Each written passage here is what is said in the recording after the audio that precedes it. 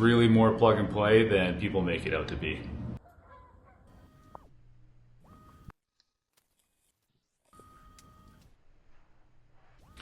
All right, first time changing out my bowstrings. This might be smooth, this might be a disaster, but we're gonna find out together. By no means am I an expert in this. I am just a guy trying to keep his bow in one piece and maybe help you learn something from all the screw-ups that I make along the way. Okay, let's throw in this portable bow press. This is the Cinema bow press. It's compact, rugged, and exactly what you want when you're out in the field. Super straightforward. Clamp it in, crank it down, and you are good to go. If you're running a bow and you like being self-reliant, this thing is a no-brainer.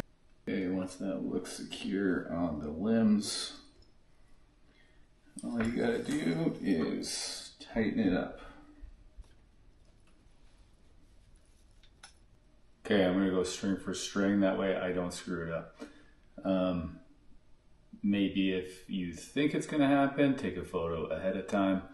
That way you know exactly how everything is put back together. The one thing I did forget to mention prior to starting this video is mark your cams. So just where the cam meets the limb, just take a pencil or a felt or something. That way when you put it all back together, you're gonna know if your cam shifted on you. So this bowstring, it attaches right there. So if you just slip that off the cam, you can detach that from where it connects. I'm gonna lay everything out exactly how it came off. That way I know how to put it back on. Okay, so here's the new bowstrings. These come pre-twisted from the factory, or so I'm told. So you do not want to take those paper clips out until you're ready, so you don't lose any of the twists in it. Just gonna take a quick look at the inside of these cams, so make sure there's no burrs or anything that's gonna ruin any of my servings string. So you can see where that bowstring connects, wraps around. That little tiny string is to separate the bowstring halfway so you can install your Peep sight properly. So that should be in orientation with the rest of the bow. Continuing along, wraps around that next cam and hooks up right there.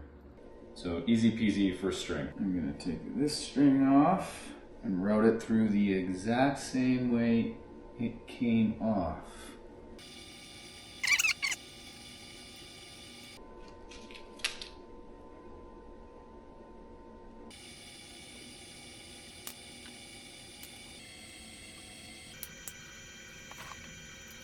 Okay, so that string won't fit underneath there unless you take this piece off. Wish I would have thought of that ahead of time.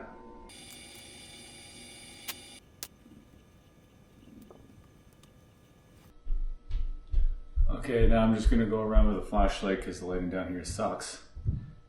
And just make sure everything's actually in the grooves.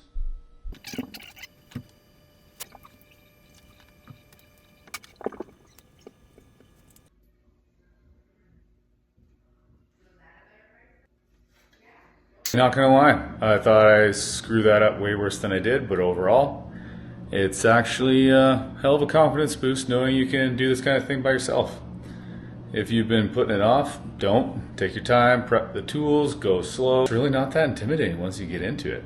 First, mark your cams. It's kind of hard to see just along the limb and the actual cam.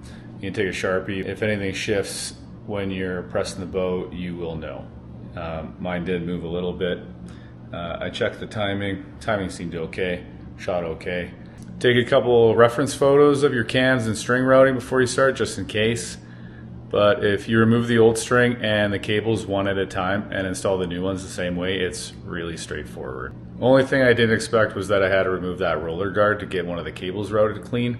Not a big deal, but it would have been nice to know ahead of time. So now you know. I ran out of battery juice, unfortunately, before I could film the Peep sight and D-loop install.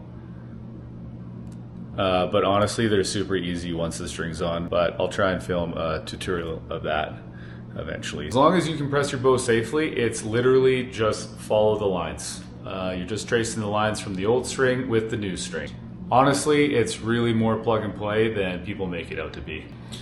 So yeah, appreciate you guys tagging along. Hit that sub if you want to see how this thing holds up come elk season, or if you just enjoy watching a guy learn the hard way so you don't have to. Next up, paper tuning and probably missing a 3D target at 10 yards. See you then.